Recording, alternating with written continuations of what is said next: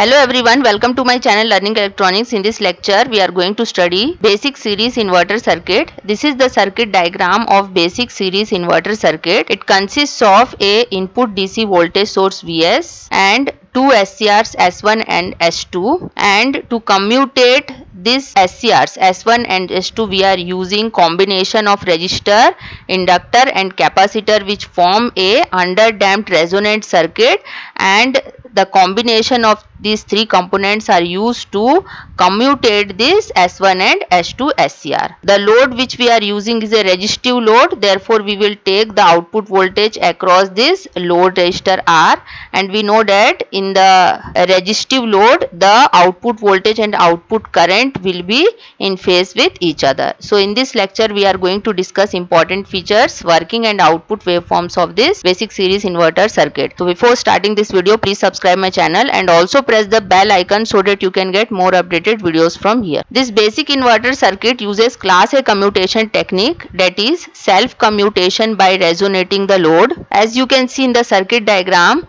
the combination of resistor, inductor and capacitor form a underdamped resonant circuit, and this RLC circuit should be underdamped for providing load commutation to S1 and S2 SCR. As the SCRs S1 and S2 turn off themselves by natural commutation, this type of inverter is called as self-commutated inverter. This inverter is also called as series inverter because in this circuit the inductor and capacitor, which are called as commutation components, are connected in series with the switching device, that is thyristor. Basic series inverter used at high frequencies, that is between 200 Hz to 100 kHz, and this circuit is used for induction heating and fluorescent lighting. Now we will understand the operation of this basic series inverter circuit with resistive load. This basic inverter circuit operation is divided into 4 modes of operation: mode number 1, 2, 3 and 4. First we will discuss mode number 1 operation. So before studying mode number 1 operation, we assume that initially this capacitor having a voltage of minus of VCO, that is negative voltage across it, with negative on this left hand side plate and positive on this right hand side plate. So the voltage across the capacitor initially is equal to minus of VCO. In the mode number 1 operation, this S1 SCR will go into the on condition and S2 SCR will remain in the off condition. So at the switching instant, what happens, since this S1 SCR is not conducting, it is only getting forward bias with the help of this DC voltage source. So because of this voltage, DC voltage source, this S1 SCR goes into the forward bias condition, but it is not conducting. Therefore the load current is not flowing through this resistor, capacitor and inductor. Therefore as the load current is equal to 0 at the switching instant, the load voltage will be equal to 0, because load voltage will be equal to load current into load resistance. Therefore if the load current is equal to 0, load voltage will also be equal to 0. Now as the load current is equal to 0 and load voltage is also equal to 0, if we apply KVL in this loop, we will get Vs plus VCO minus VL, which is equal to this equation. So from the KVL we will get inductor voltage is equal to Vs plus VCO, where VCO is the voltage across the capacitor.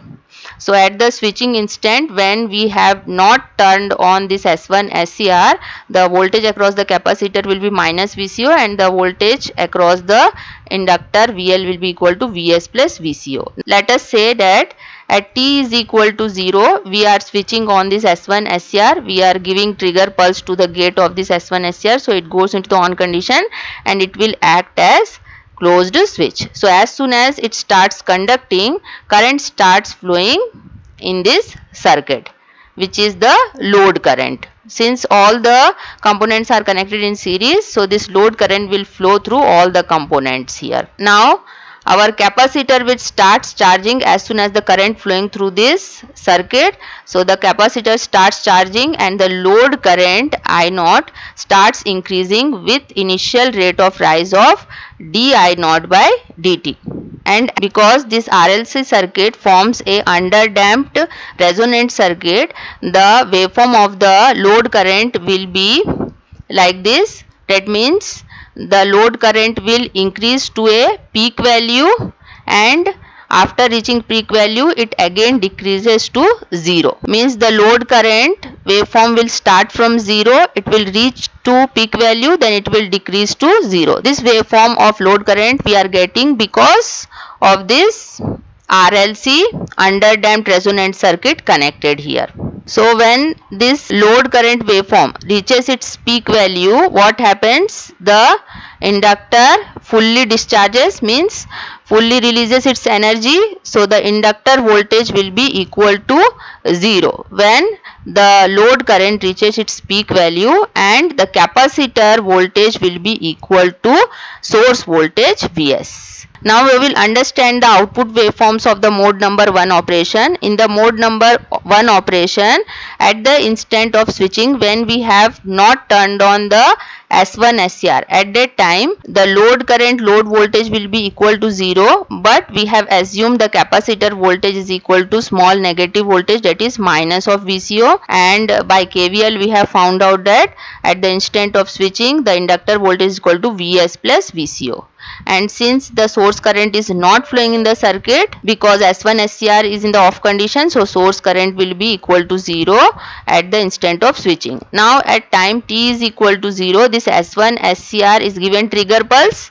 So as soon as it gives trigger pulse, it will go into the on condition and it will act as closed switch, and source current and load current starts flowing in this circuit. Since we have connected here combination of RLC components, therefore these RLC components will form a underdamped resonant circuit, because of which we are getting this type of waveform of the load current. And here you can see all components are series with each other, therefore the source current will be equal to load current, so the waveform of the source current will be equal to the waveform of the load current. Now since we are using here resistive load, in the resistive load what happens? The voltage across this load and current through this load will be in phase with each other, therefore the waveform of the load voltage and load current will be same, but the load voltage will be equal to load current into resistance value. Okay, therefore the maximum amplitude of the load voltage will be more than the maximum amplitude of the load current. Now as soon as this S1 SCR goes into the on condition, the capacitor starts charging. So when the capacitor starts charging, the voltage across the capacitor starts increasing towards positive value, as you can see in the diagram, and as the capacitor is charging, this voltage across the inductor will reduce towards 0. So at peak value of the load current, when the load current reaches its peak value, at that time the capacitor voltage will be equal to supply voltage Vs and the inductor voltage will be equal to 0, because when the load current reaches its peak value, the inductor fully releases its energy. After reaching the peak point, when the load current tries to reverse itself like this, at that time what happens? The current through the inductors tries to reverse itself. So the inductor has the property, whenever there is a change in current through this inductor, it will oppose the change of current through it. So to oppose the change of current through it, it induces self-induced EMF of opposite polarity, that is plus on this point and minus on this point. Therefore we will get negative voltage after this peak value of current in the first mode of operation. So we are getting negative voltage. This is self-induced EMF, and this self-induced EMF go towards minus VCO value. Now in the first mode of operation, here you can see the time between this t is equal to 0 point and this a point is given by pi upon omega r, and this omega r is called as ringing frequency. And when we take this time period from time t is equal to 0 to this point B, it is equal to t by 2 and it is given by pi by omega.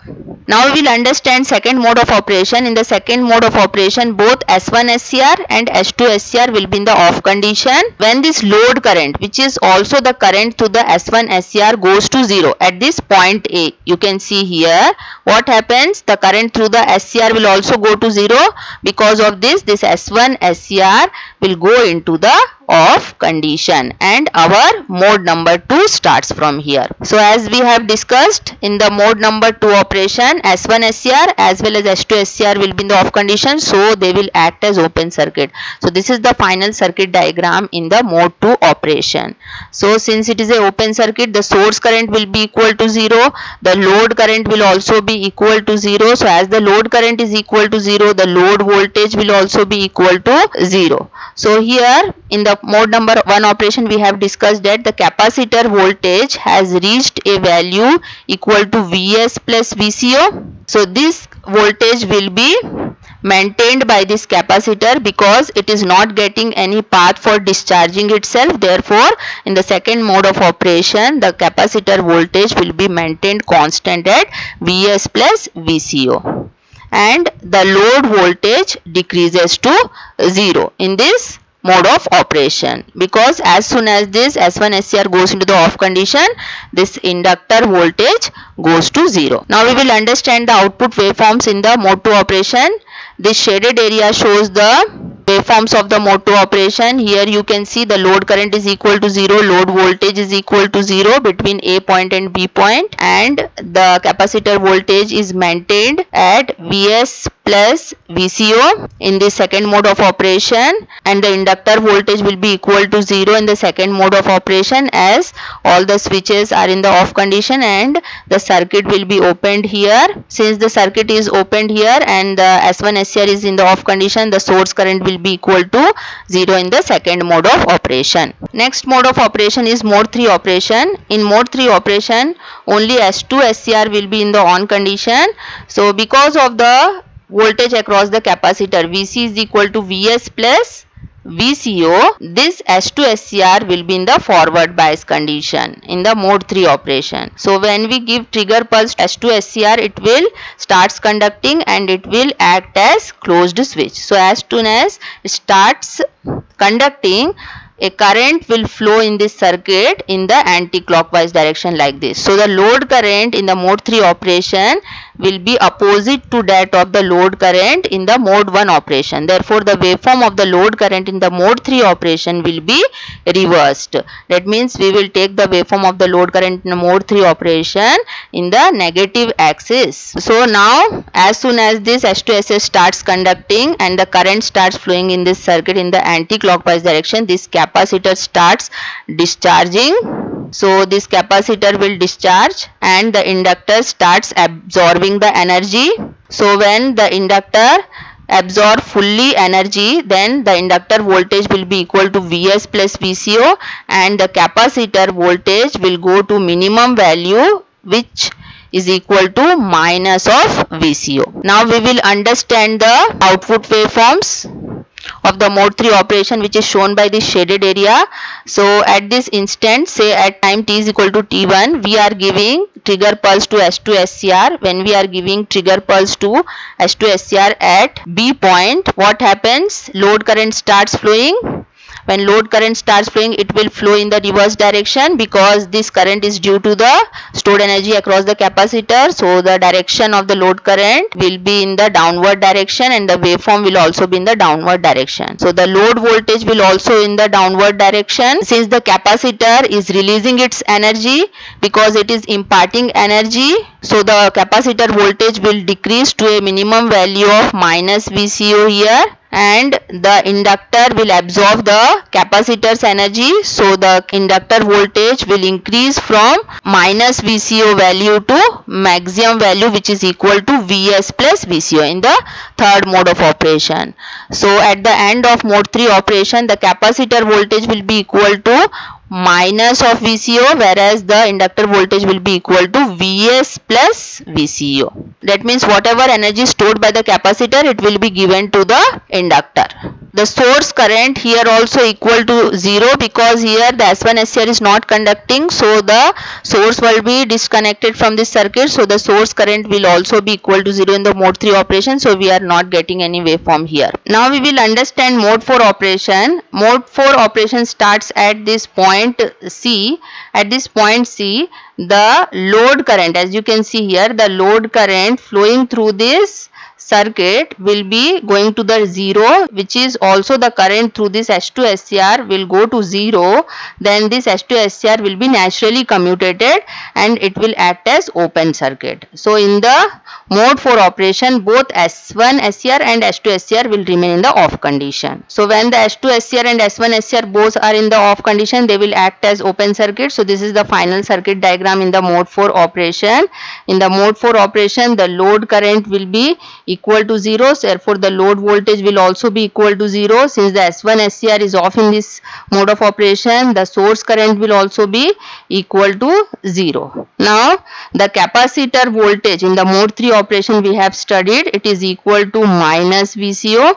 So as the capacitor and inductor both not getting any power to discharge itself, therefore the capacitor voltage will remain at minus VCO as in the mode 3 operation, and inductor voltage will remain at Vs plus VCO in the mode 4 operation. Now we will understand the output waveforms for the mode 4 operation. This shaded area shows the output waveforms of the mode 4 operation. Here you can see the load current will be equal to 0. So as the load current is equal to 0, load voltage will also be equal to 0. Capacitor voltage will remain equal to minus VCO, and the inductor voltage will remain at maximum value, that is Vs plus VCO in the mode 4 operation. Here the source current will be not flowing because this S1 SCR is in the off condition and it is acting as a open circuit, so source current will be equal to 0. Now here you can see from this time t is equal to 0 to this point D, this is called as total time period, and this is denoted by capital T, and from this t is equal to 0 to this B point, the time period will be half of this total time period, that is t by 2, and from this time t is equal to 0 to this A point, the time period will be pi upon omega r, where omega r is called as ringing frequency. So these are the 4 modes of operation of the basic series inverter. In the next class we are going to discuss the drawbacks and modified series inverter. So hope you have understood the topic. Thank you very much for watching, and please do subscribe my channel for more updates.